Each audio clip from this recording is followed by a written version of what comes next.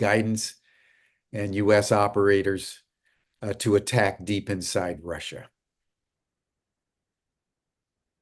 This move has been criticized by the Pentagon repeatedly over the last several months.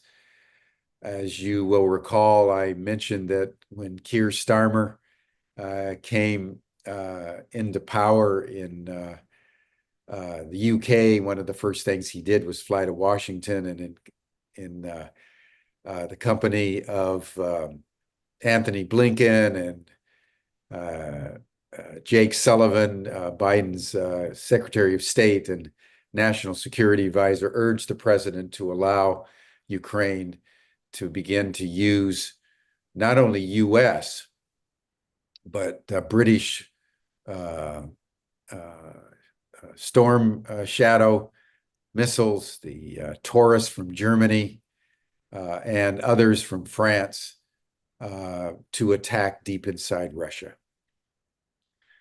President Putin said at that time, and the Russian government reiterated again this morning, that would be an act of war directly from the United States and any other countries in NATO that participated against Russia directly. In all the years since the Second World War, during the height of the Cold War and the Cuban Missile Crisis and Vietnam and Afghanistan and all the ways in which the Russians and the Americans were in conflict, not once until now has the United States and Russia gone into direct combat operations. President Putin said when the idea was first raised a number of months ago that could easily lead to world war. And that at a minimum, what Russia would do in response is to begin to arm adversaries of the United States, Britain, France, and Germany, anywhere in the world, with sophisticated weaponry. Again, a radical departure from all the decades that characterized the Cold War. There was an unspoken agreement between the superpowers that they would not attack each other, and they would not let their surrogates attack inside the country of the other. And President Biden is breaking both those red lines that have characterized U.S.-Russian relations since 1945. The question is, why is he doing this? And by all accounts, the commentators that I have been privy to, it's to make a move against Trump. Everyone knows that Trump is opposed to the war in Ukraine, and the Biden administration is doing what it can to escalate, not only with more money, more weapons, but now with the permission, remembering, opposed by the Pentagon, to escalate the war right a few weeks before he leaves office. In all my time studying these matters, I can't recall anything so egregious as what Joe Biden just did. This man is sick in his soul. Not only has he provided the Israelis full 24/7 support for their genocide in Palestine, but he has systematically continued to escalate the war in Ukraine after everybody knows, including the United States and Western Europe, that the war is essentially over. The Russians have won. Ukraine is in flight. Their troops are deserting the front lines. The Russians are advancing across the entire 1,200-kilometer front line. And it is only a matter of time. Some speculate weeks, months at the most, before the Ukrainians collapse. This is taking the atomic clock, which was put at 90 seconds to midnight because of the aggressive escalation of President Biden in Ukraine and elsewhere, supporting Israeli aggression against the entire Middle East and Iran, supporting aggression toward conflict against China and Asia. I don't remember any president in U.S. history, going back to President Washington, who has been so aggressively motivated by war as President Biden. And now he's escalating right at the eve of his presidency to possible nuclear exchange. It leaves one speechless at the danger he is putting all of us in. And this is the handiwork of Anthony Blinken, Jake Sullivan, Victoria Nuland, all the neocon war hawks that support the president in the war that he's waging around the world. The United States has been seeking full spectrum domination over the planet since the collapse of the Soviet Union in December of 1991. And Joe Biden has brought it to its ultimate conclusion by escalating toward world war around the globe, and thereby compromising anything that Donald Trump might do to lessen tensions. It's a violation of every moral and political norm. The urgency is such that we've changed the program for tomorrow. We're going to have Colonel Larry Wilkerson, who's been on Humanity Rising before, who was a colonel, who was a senior deputy to Secretary of State Colin Powell, and also when Colin Powell was also the chairman of the Joint Chiefs of Staff before he became Secretary of State. He's coming on to Humanity Rising. I reached out to him last night when I heard the news. So tomorrow we'll be going into more detail on this. But everybody needs to now take in, who's listening to this broadcast, we're not 90 seconds from midnight. We may be 60 seconds, maybe 45 seconds from midnight, because the Russians are not going to back down. They've already won the war. So thank you, everyone, for joining Humanity Rising on this very sober day. I want to now introduce Dr. Karen Wyatt, who's been focusing on the death and dying process for many, many years, has written a number of books, The Tao of Dying as one, a recent bestseller on lessons that the living can learn, 7 lessons that the living can learn from the dying.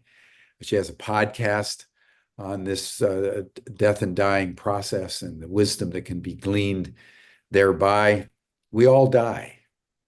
How many of us are prepared for that process and that moment?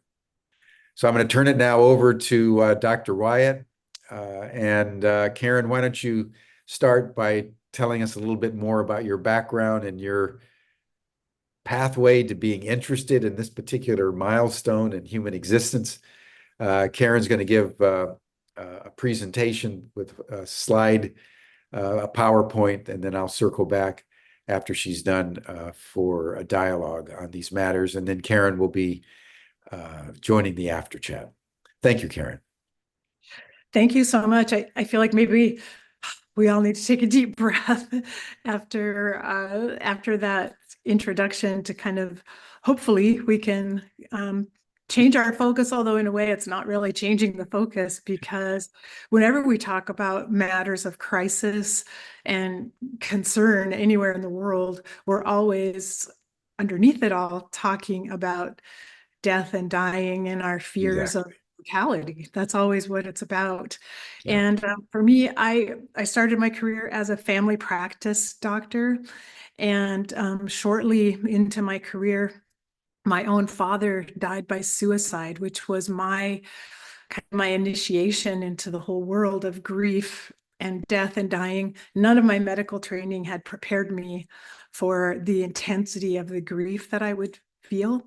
But if you can imagine, because I was a physician who had trained in behavioral medicine and psychiatry, along with my family medicine training, to lose my father to suicide was absolutely devastating as his daughter and as a doctor, and made me really question, what am I doing in medicine if I can't help the one person I love the most? Then how could I help anyone?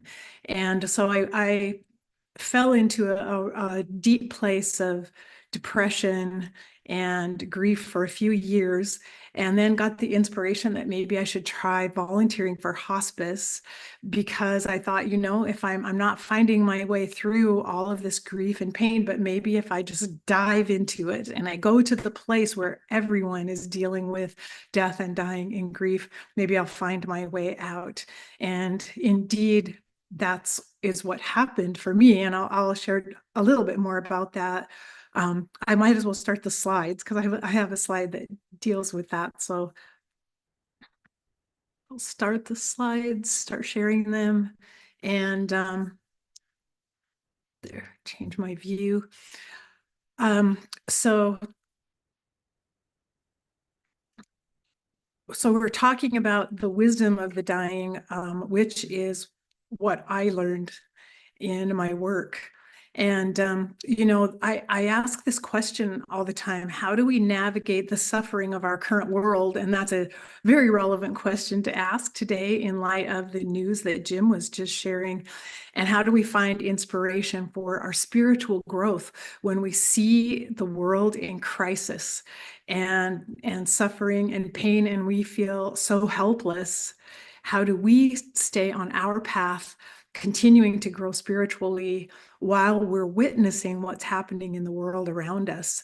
And what came to me through my work is that we need a new perspective. I call it the galaxy perspective, but it's also the witnessing perspective of being able to step back and see things from a bigger viewpoint. But we also need deep wisdom. And for me, that's what I found in my work in hospice. So as I already described, it was the crisis of my father's suicide that eventually led me to hospice work. So I was a young doctor. I was a wife and a mother. I had 2 little babies, a 2-year-old and a 4-month-old, when my father died. And my whole life was turned upside down, as I described. For he was one of the people I loved the most in all the world. And here we are on my wedding day. And eventually, though, as I said, I got the inspiration to start working in hospice. And by sitting at the bedside of people who were dying, I found I found a place where I could still be a doctor and be a grieving doctor with a broken heart, and where actually my broken heart fit quite well in the hospice world. Ultimately, after all my years of working in hospice, I ended up writing the book, 7 Lessons for Living from the Dying, and went on after that to create the podcast and to start teaching because of the profound lessons that I had learned. So working with the dying helped put the pieces together for me. And so I feel like the more I can share the wisdom that I learned in that experience, maybe we can all gather some of our broken pieces together a little bit better as we're coping with all of these challenges and difficulties of life. And overall, I learned that we only get through all these difficulties by caring for one another.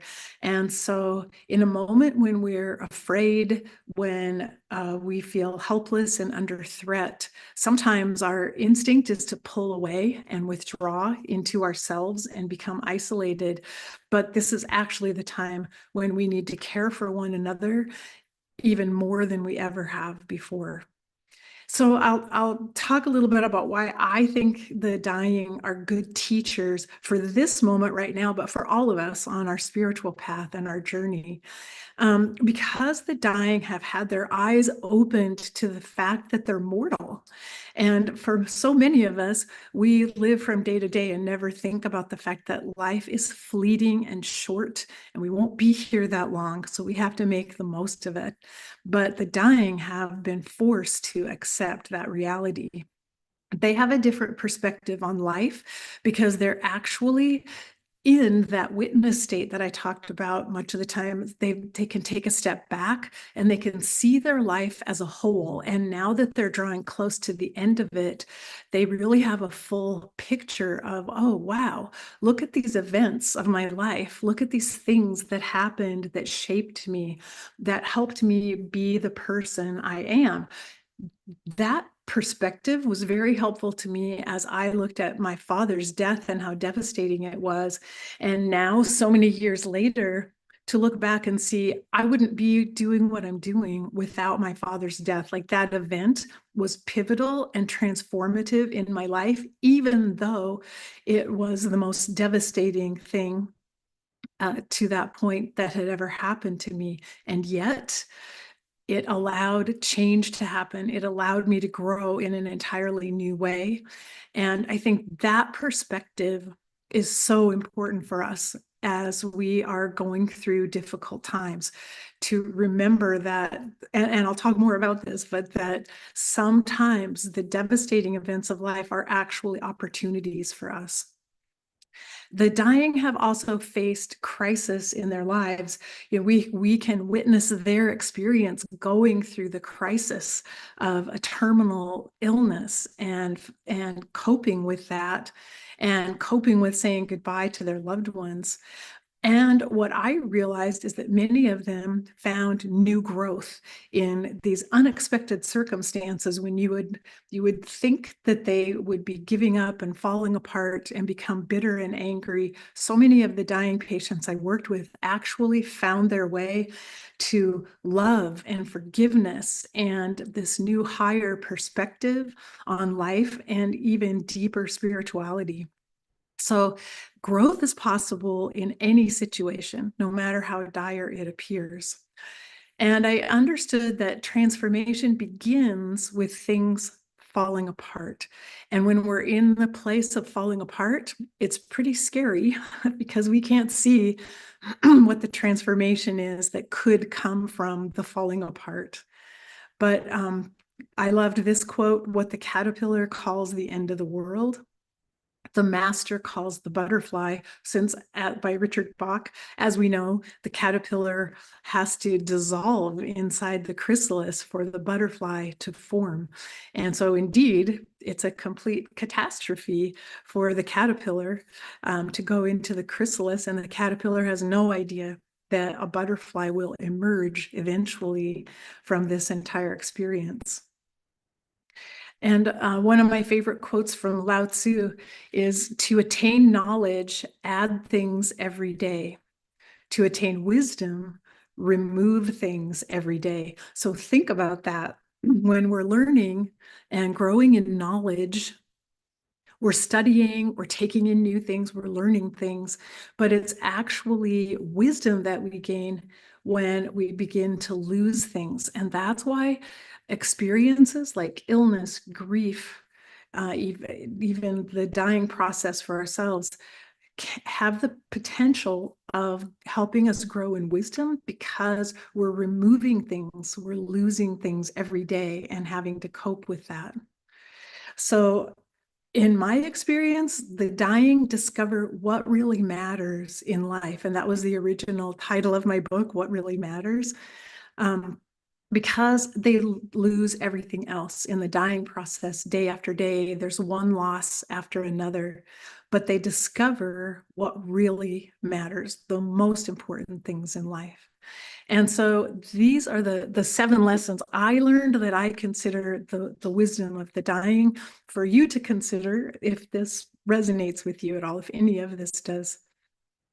I learned that life itself is full of difficulties and necessary losses, and that navigating suffering is really where our deeper spiritual journey begins.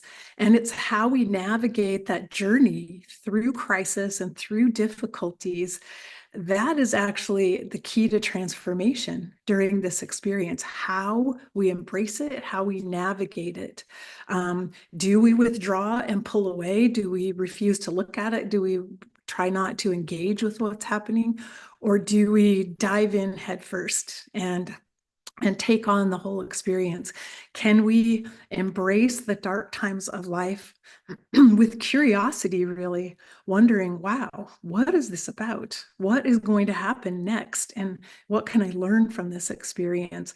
And I share a story in my book about a woman that was constantly asking, why me, who suddenly turned that question around. She was asking, why me, from a place of victimhood and of self-pity. And she turned it around to say, wow, why me? Like, why was I chosen to be part of this experience? Why am I alive here and now in this place and time, experiencing this? And what opportunities lie here?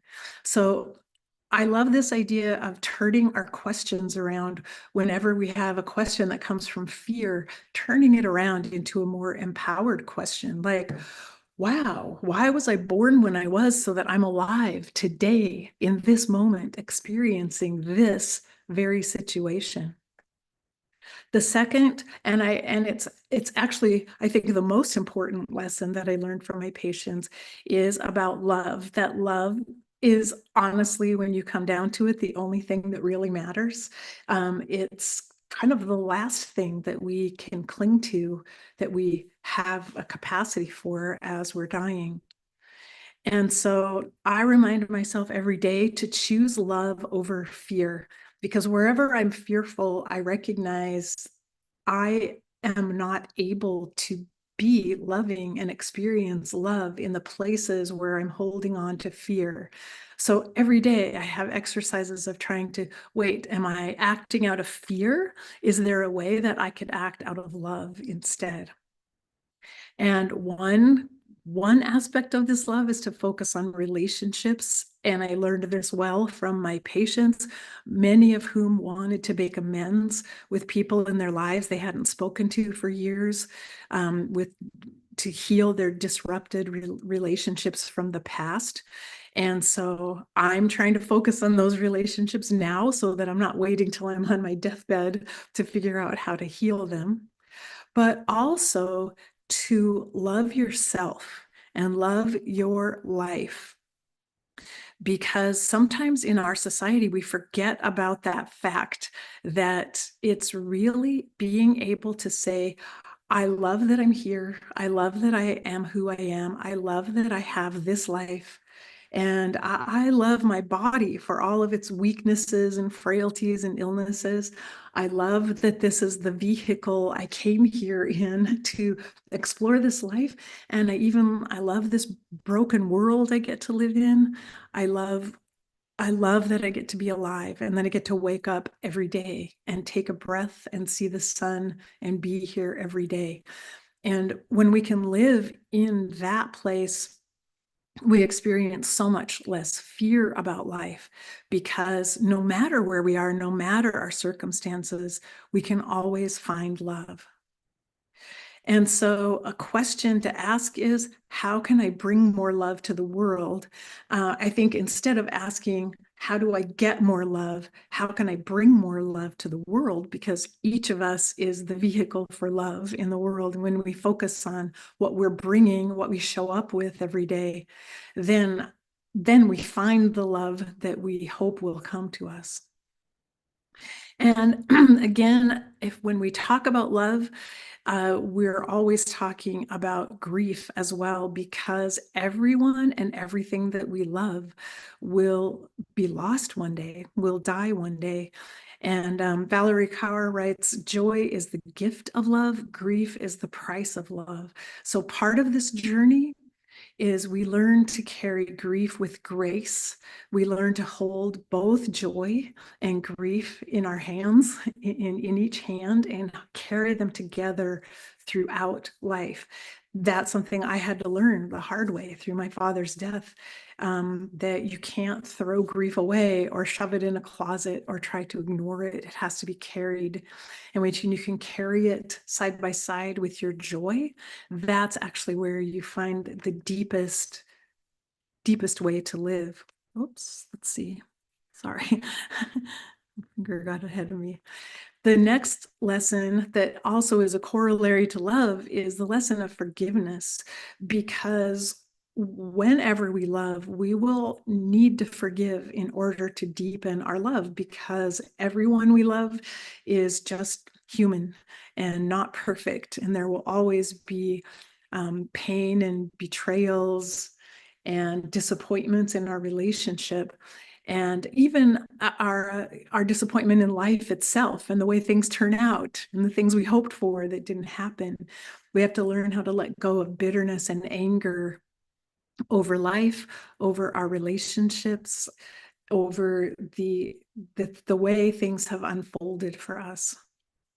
And as part of this forgiveness, we're just releasing ourselves and others from blame. We're letting go of the blame, because holding on to blame it's like a poison or a toxin within us.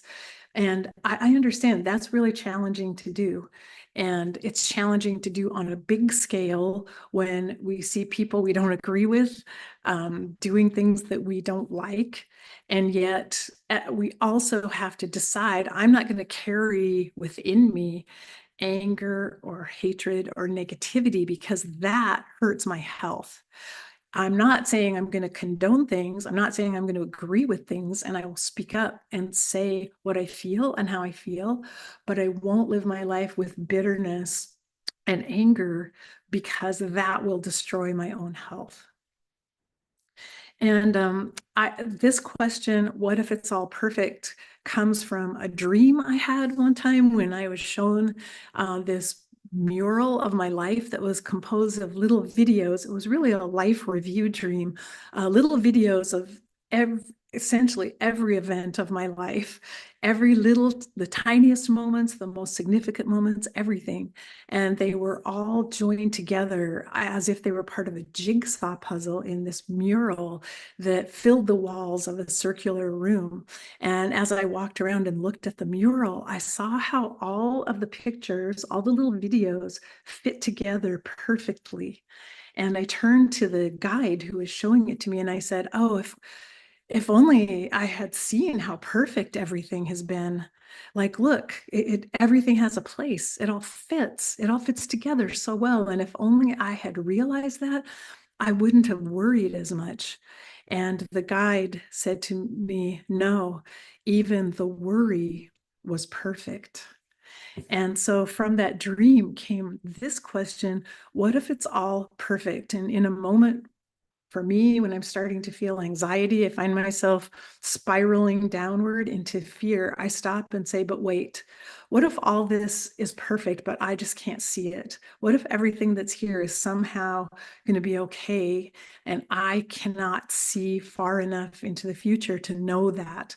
And just asking that question helps me shift my thinking a little bit and shift out of fear. The next lesson that I learned very well from my patients is the importance of presence, of being present for each and every moment of life and making every moment count. I already mentioned the dying know that their time is limited, and therefore life has to be lived moment to moment to the best ability possible. We can't waste any of our time. We have to make the most of everything. And I learned from them, even though at a time in life when you might be losing everything, all the things you used to do, used to be capable of, and you can no longer find joy in those things because of the physical body failing, there are new joys, always new joys to celebrate. And one of my patients showed me he had a squirrel that lived in his backyard, and he would watch the squirrel every day gathering things for his nest, and the squirrel would scamper around on his deck and in his backyard, and every day he would greet that squirrel and watch the little squirrel and what the squirrel was up to. Another patient ate her last ice cream cone and told me what it tasted like, and I realized, wow, I've never had such an amazing ice cream cone myself. I've never enjoyed an ice cream cone that much in my whole life. And I realized that it's possible to just simply savor every experience, every taste, every sound, every touch, and really take it in for the beauty that it offers us. And then I sat with another patient and watched the sunset. And every evening, his tradition was to open the curtains and look out and watch the sunset and the beauty of the sunset. And those were the new joys that my patients experienced, but they reminded me that so much of joy in life comes from small moments. When we try to look at the big picture of the world, when we try to look at what's happening around us, it may feel very hard to find joy in the situations that are occurring around us. But if we stay in the moment and look at what is before me right now, what about this cup of coffee I'm drinking? What about this song I'm listening to? There's always something we can savor and deeply enjoy in the moment. Next was the idea of purpose. And I struggled with that because I wondered, like, how does it feel to be in the last few weeks of your life and wondering, did my life have any kind of purpose? Did I fulfill a purpose? Did I do anything? Did I accomplish anything? Did I make a difference being here on this planet? Did I attain the goals I set for myself when I was younger, or did all of that fall apart? But what I learned from my patients instead is that purpose is far more about what we learn in life than it is about what we accomplish or what we do. And they showed me to look at life as a classroom. We're really here to learn things, to learn what we can and take it all in. And that when we stop trying to think, I have to accomplish something, I have to do something, I have to make something, and focus on the learning, we actually end up accomplishing, making, and creating things because we're focused more on what can I learn from this? What can I learn, and how can I move forward after learning this lesson?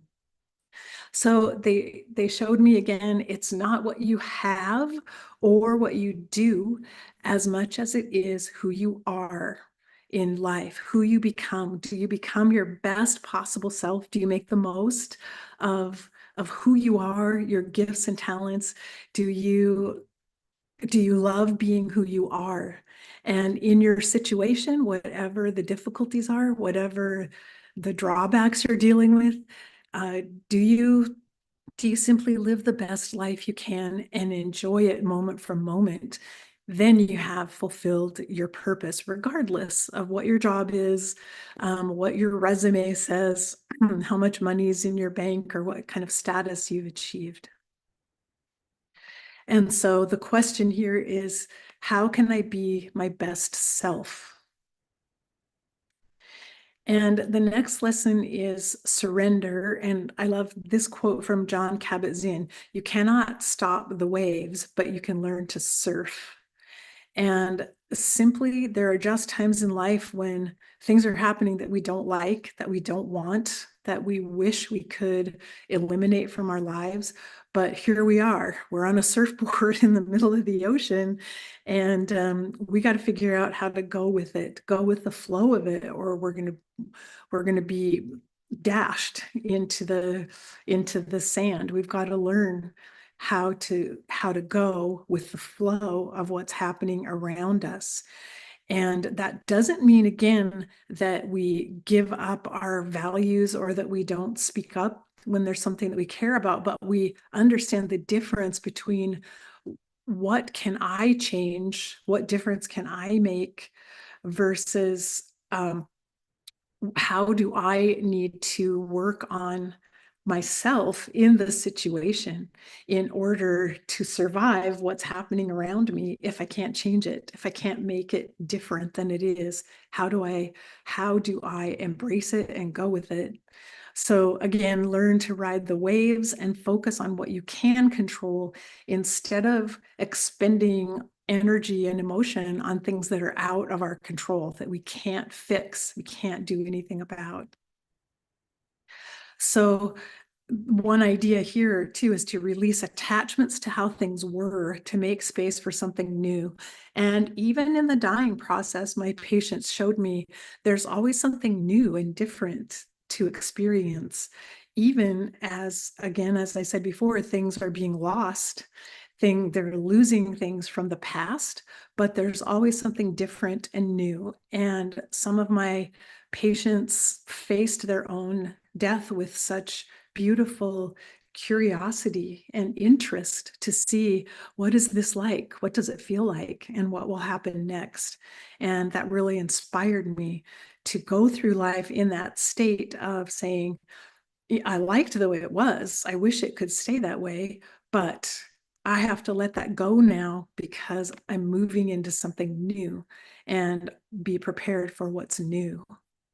And then the final lesson, which is kind of the overall lesson of talking about death and dying in the first place, is just the lesson of impermanence. Life is fleeting and precious.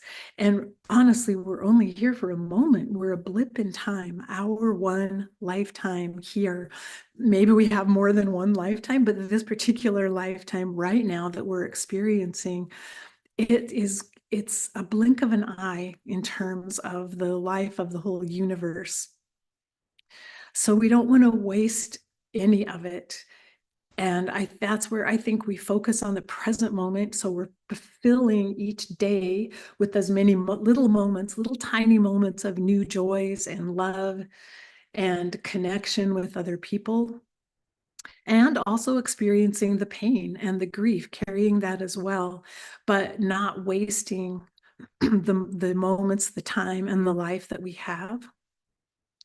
And then cherishing even the brokenness of life. And this is a picture of, I believe it's called kintsugi, which is the Japanese practice of repairing pottery and filling the cracks with gold, because they believe that the cracks add even more beauty. When something has been used well and it's cracked and broken, it's even more beautiful than ever before. And so they celebrate that by filling it with gold to highlight the beauty of what we've lived through, what we've experienced, what has caused us pain. So again, honoring this lesson of impermanence, as in Buddhism, it said nothing lasts, everything changes, except love. Love is the only thing on earth that does last. It is the thing that the dying carry with them through their last breath of life. Love and the ability to love. So I'll quickly review these 7 lessons, and I have a few practices that we can talk about as well. Suffering, embrace the dark times of life with curiosity. Love, choose love over fear. Forgiveness, let go of bitterness in life. Presence, find new joys in life wherever you are, whatever life is bringing you. Purpose, use life lessons to grow in consciousness. Surrender, go with the flow and make space for something new. And then impermanence, cherish even the brokenness of life. So I have this strategy for living on this wisdom path that we have learned from the dying. And the first is that we have to stay open to whatever life brings you, and don't waste your time resisting it, because that is a waste of time. If it's something that's happening that you can't change or fix, the more you resist it, the more you're kind of squandering your energy and your life force and your time. So the sooner you can get into a mindset that, okay, this is the reality, this is what's here. Now I'm gonna go into it. I'm gonna figure out how to make the best of it. I think also we need to do a better job of preparing for the big changes of life, which I see most people in our society prefer not to ever think about or even imagine, but will happen to all of us: sickness, loss, transitions, aging. And many of us don't want to go there, don't want to think about those things. But actually, when we do put our thoughts into how can I be prepared when things get harder than they are now? What will help me? Then we're better prepared when changes do come and things do happen, because we've thought it through already. And next, contemplate the reality that nothing lasts. And the more we prepare ourselves for that, the more we cherish what we have right now. And we also know, but this won't be forever. It won't stay this way forever. Something will change in the future. And then finally, following from all of this, we cultivate tools and practices to help us through the difficult times. And when we're going through a good time, whatever tools and practices we develop are going to serve us later when we're in a difficult time. So I like to choose the tools specifically to know when I'm having a rough day, this may really help me, but I'm going to practice it now so that it comes easily to me and I can remember it and utilize it when things are tough. And for each of us, it's a different tool: prayer, meditation, music, dance, yoga, aerobic exercise, gardening, chanting, drawing, writing, reading, whatever it is for you that helps you through difficult times. Keep practicing those things so that you have specific tools in mind. I think there's probably time to go through these quickly. I'm going to just share with you a few of my favorite tools that I use. And I group them by the mnemonic GRACE to help remind me of them: gratitude, release, acceptance, compassion, and equanimity. And I'll quickly go through these because I imagine everyone listening, you probably already have your own tools that you work in. You're not necessarily looking for new ones, but I'll share with you the ones that I use. I call this the daily awe practice, which is one of my ways of starting the day with gratitude, to say, I am awake to all possibilities today. I am willing to see the good in everything that happens. I am fully engaged with life in every moment. So awe for me, awake, willing, and engaged, is how I like to start the day and hope I can stay throughout the day. For release, a forgiveness practice that I use is to choose a specific situation that I need to work on forgiveness, and use this 4-view forgiveness process. It's a writing process. I do it in my journal. Third person, tell the story of what happened to you as if you were a newspaper reporter composing a news item. So write only the facts, leave out the emotion, just the facts of this happened, then that happened. This person said that, this person did that, without attaching any emotion or any blame or responsibility. In the second person writing, you try to describe the same situation from the perspective of another person who was part of it. If you've had a falling out with another person, describe what you think they may have been thinking or feeling during this experience together that you had. It completely shifts you to look at things through their eyes. And the better you are at doing that, the more quickly you get to forgiveness. But practicing it is really helpful, trying to imagine what was that person thinking or feeling. First person, you tell the story from your own perspective, but you add in a depth to the perspective you had. Like, are there hidden emotions behind what was happening in this confrontation? Are there past experiences that have not been healed that contributed? So, are there wounds I'm carrying that I might need to work on that added to the heat in this particular confrontation?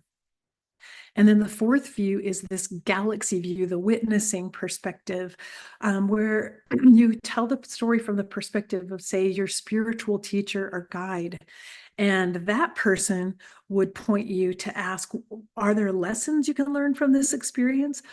How can you grow in wisdom, compassion, or love from this experience? It helps you step out of the emotion of the moment and see from that bigger perspective that, that we were talking about, that the dying seem to attain. Sorry, let me take a drink of water. For acceptance, I love this simple little practice. When I'm spiraling into worry about the future, or something has scared me, or I feel like, oh my gosh, no, this is horrible, this is the worst thing that could happen. I remember this simple little phrase, but right now I'm okay. I stop wherever I am. I look and think, oh, right, I have a roof over my head. I have food to eat. I'm safe. Nothing is threatening me right now in this moment. In this very moment, I'm okay. I'm here. I'm breathing. And sometimes it's just a tiny reality check, but it helps me come back to the present moment and get out of my head, particularly if I'm overly worrying about the future, something that may happen or going to happen or could happen in the future. Right now, I'm okay. So remember that. And that helps us get grounded in this present moment. Also, the serenity practice, I use this serenity prayer by Reinhold Niebuhr, which everyone probably knows. God, give us the grace to accept with serenity the things that cannot be changed, courage to change the things that can be changed, and the wisdom to distinguish the one from the other. And sometimes I just make a list of things that can't be changed, things that can be changed, and I look at the things that I can't change. Those are the things I've got to go with the flow on. The things that can be changed, well, I'm going to sit down and do some positive thinking about what could I do, some action steps that I could take in order to actually make a difference. And then for compassion, I learned this loving kindness blessing, or metta, and there are many different versions of metta in Buddhism, but this one I learned a number of years ago, and it is it brings comfort to me. I say it multiple times every day in various situations. May I be at peace. May my heart remain open. May I realize the beauty of my own true nature. May I be healed. May I be a source of healing for this world. And uh, this little blessing that I've memorized now, it's just relevant constantly for me, day in and day out in various situations. I stop and look at, oh, wait, am I at peace, or did I throw myself into turmoil with too many anxious thoughts? Is my heart open, or am I pushing things away and shutting down? And am I aware of the beauty of my own true nature, or am I judging myself and hating myself in my own body?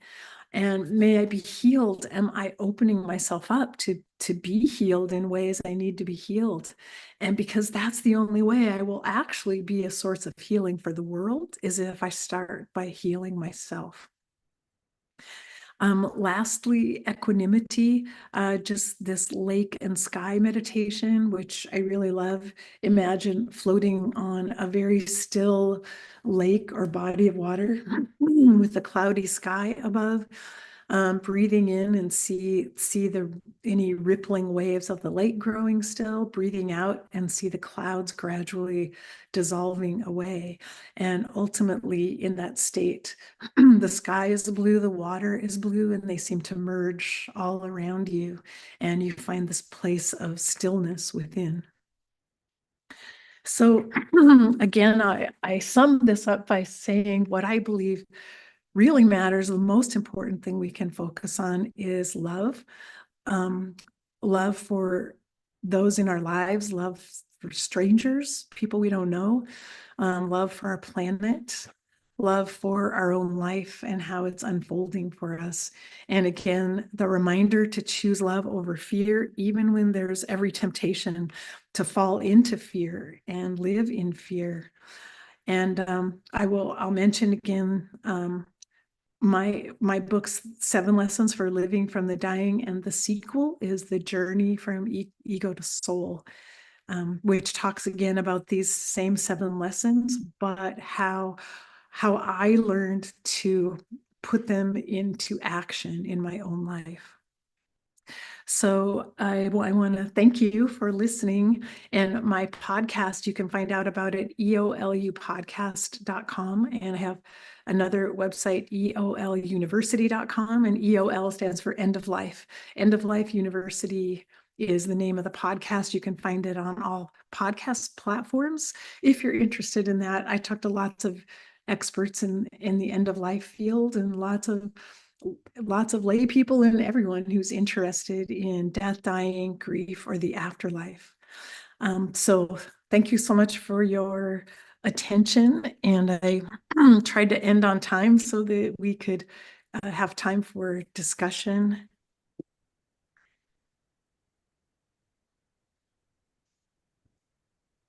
Thank you, Karen, very much. We'll adjourn to the after chat momentarily, but I wanted to just ask you about what you do. Are you involved actively in hospice? I mean, as part of your practice, are you actively engaged in assisting people in the process of dying, given what you know? I was for most of my medical career, but now I'm on my retirement path from clinical work. And so now I'm writing books and doing the podcast and playing with my grandchildren now. Though I speak for hospices and help train their staffs from time to time. So I do get involved in that way, but I'm not doing that work myself right now. Gotcha. So this is basically your books and the 7 lessons and so forth are the harvest you've reaped after decades of being involved in the field. Yes. Gotcha. Well, it's fascinating. And it's so interesting that the great mystics and avatars of our species have all said the same thing, whether they're speaking about the way to live or the way to die. It all comes down to loving kindness and forgiveness and spaciousness and self-acceptance and purpose. These are very simple lessons in the end.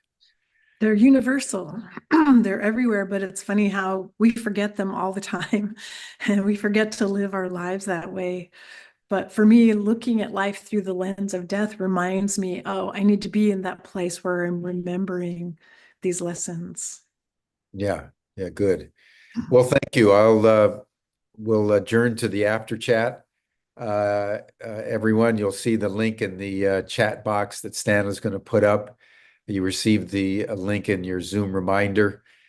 And then tomorrow, as I said earlier, although I understand my remarks were cut off the first 10 minutes, we're going to be speaking with Colonel Larry Wilkerson, who was a senior aide to Colin Powell, both while he was the chairman of the Joint Chiefs of Staff and then when he was Secretary of State.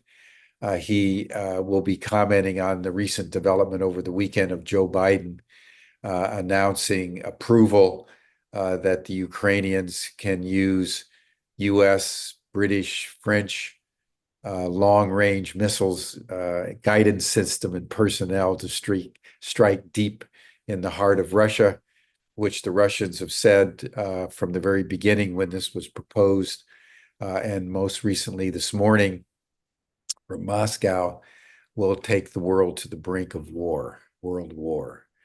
So this is a very troubling development, and so we're interrupting our normal programming tomorrow to bring on someone who can tell us a lot about the background to this event. Thank you so much, Karen. You're welcome. Our after chat. All of us die, so all of us need to know how better to live. As Plato said, all of philosophy is a contemplation on dying, and you've learned that lesson very, very well. So thank you. Thank You're you. very welcome. It's been my pleasure. Thank you, everyone. See you tomorrow.